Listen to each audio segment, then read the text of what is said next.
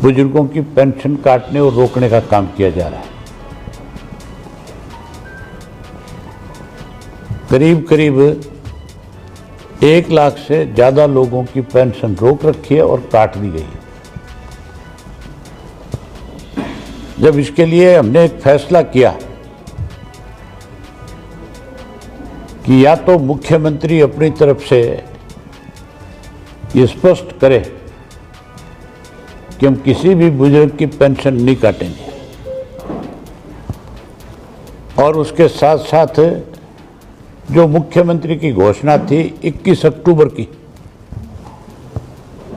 कि हम 200 रुपये बढ़ा करके बुजुर्ग को 1 नवंबर से पेंशन देने का काम करेंगे। हैरानी की बात है, पेंशन बढ़ा करके देने की बजाय पेंशन काटी जा रही है। 1 लाख से ज़्यादा लोग पेंशन से वंचित हैं। इसके लिए हमने एक फैसला किया है कि हम 20 फरवरी को पंचकुला में इकट्ठे होंगे। प्रदेश भर के बुजुर्ग जिनकी पेंशन कटी है वो सारे आएंगे और महामहिम को एक ज्ञापन देंगे, उन्हें एक मेमोरेंडम देंगे कि पेंशन बहाल की जाए और 3200 रुपये के हिसाब से पेंशन दी जाए। उसके ऊपर मुख्यमंत्री अपनी तरफ से कल सफाई दे रहे थे, गोलमाल बातें करके कहीं ना कहीं अपने आप को इस बात से बचाना चाहते थे। मुख्यमंत्री अपनी कई हुई बात को प्रेस के सामने रख के बताने की बजाय कि मैंने 21 अक्टूबर को पब्लिकली ये अनाउंस किया था कि मैं 1 नवंबर से पेंशन बढ़ाऊंगा, ये मेरे से भूल होगी, अपने उस झूठ और भूल को सुधारने की बजाय एक नई कहानी सुनानी शुरू कर रहा है। कल प्रेस में बता रहा था कि किस किस के राज में कितनी कितनी पेंशन बढ़ी, किस किस के राज में कौन कौन सी कैप लगी।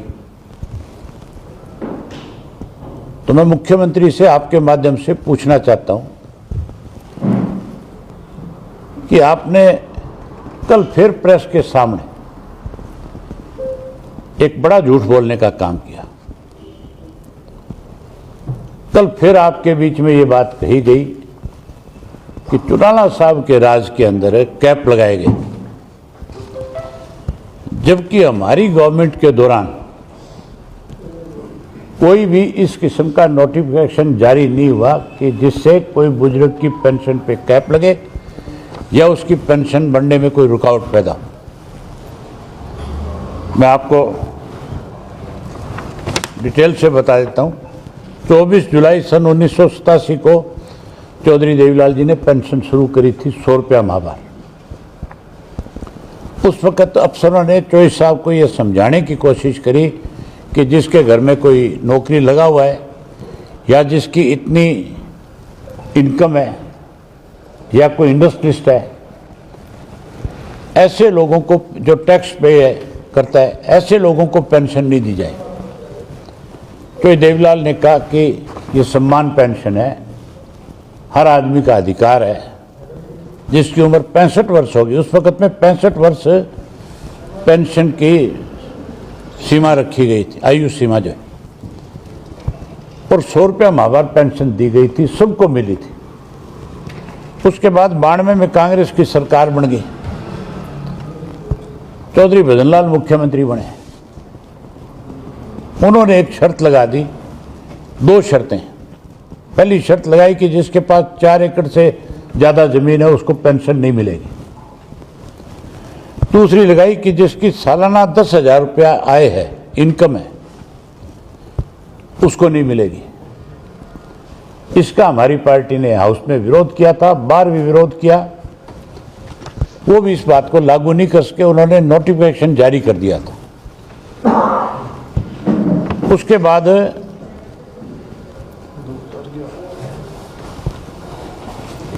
उसके बाद जो है 2011 में जब हुड्डा की गवर्नमेंट थी उस वक्त फिर इस 10,000 के आय को बढ़ा करके 50,000 रुपये सालाना कर दिया था और फिर इसको 10,000 से बढ़ा करके 50,000 से बढ़ा करके 2 लाख कर दिया था। उन्होंने भी इस पर शर्तें रखी थी, उन शर्तों के साथ बुजुर्गों की पेंशन काटी जा रही थी। हमारी सरकार के दौरान पेंशन कटी नहीं, हमने पेंशन बढ़ाई थी 100 रुपये से 300 रुपये करी थी, 5 वर्ष में 3 गुना बढ़ा दी। कांग्रेस के राज में 10 साल के राज में 3 गुना बढ़ोतरी हुई, 1,000 रुपये हुई 300 की। और जो बीजेपी वाले कह रहे हैं कि हमने पेंशन बढ़ाई है, इनसे पूछने वाला हो कि तुमने 11 साल में 3 गुना बढ़ाई है। लोगों ने हमारे ऊपर विश्वास भरोसा जताया, 2029 में अगर हमारी सरकार बनाई तो हम इस पेंशन को पहले ही झटके में डबल कर देंगे। बुजुर्गों की जितनी पेंशन होगी उसकी 2 गुना करके देने का काम करेंगे।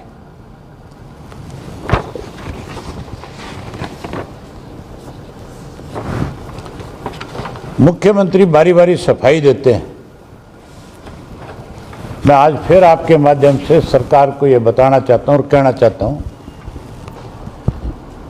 कि अगर आपने जो ये फैसले ले रखे हैं, जो आपने पेंशन की कटौती के अंदर जो शर्तें लगा रखी है, ये वापस करो और 20 तारीख से पहले पहले मुख्यमंत्री इस बात की घोषणा करो कि हम 3200 रुपये के हिसाब से हर बुजुर्ग को जिसकी आयु 100 वर्ष होगी, किसी भी किस्म की शर्त लगाए बिना उसको उसकी पेंशन देने का काम करें। अगर पेंशन नहीं काटी गई है तो फिर आज गांव-गांव के अंदर ये अनाउंसमेंट क्यों कराई जा रही है कि जिस किसी की पेंशन रुकी है, कटी है, वो पंचायत घर में आए, आकर के एक फार्म भर के दे ताकि हम उसको नए सिरे से उसको उसकी पेंशन देने का काम करें। झूठ बोलने से काम नहीं चलेगा। जो वायदे किए उनको पूरा करना पड़ेगा, तभी जाकर के लोगों का विश्वास इनके ऊपर बढ़ेगा। आज हैरानी की बात है, कांग्रेस के लोग भी पेंशन को लेकर के चिंता व्यक्त कर रहे हैं, जिन्होंने इस पेंशन को रोकने और काटने का काम किया था। आज और भी कई लोग शहीद होना चाहते हैं उंगली कटा करके। इंडियन नेशनल लोकदल पार्टी जो है वो चौधरी देवीलाल की नीतियों को आगे बढ़ाने वाली पार्टी है। हमारा ये फैसला है कि चौधरी देवीलाल के द्वारा या चौटाला साहब के समय में लोगों को जो सुविधाएं प्रदान की गई थी, अगर सरकार उनमें किसी किस्म से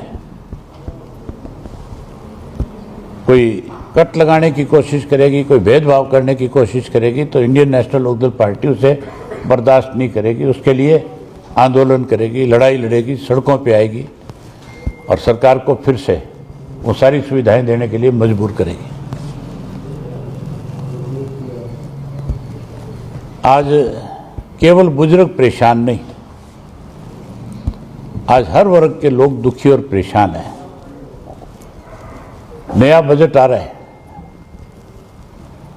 उस बजट में आप देखना, पहले तो 3,56,000 करोड़ रुपए का कर्जा था। अब की बार वो कर्ज जो है 4 लाख क्रॉस कर जाएगा। कर्जे पे कर्जा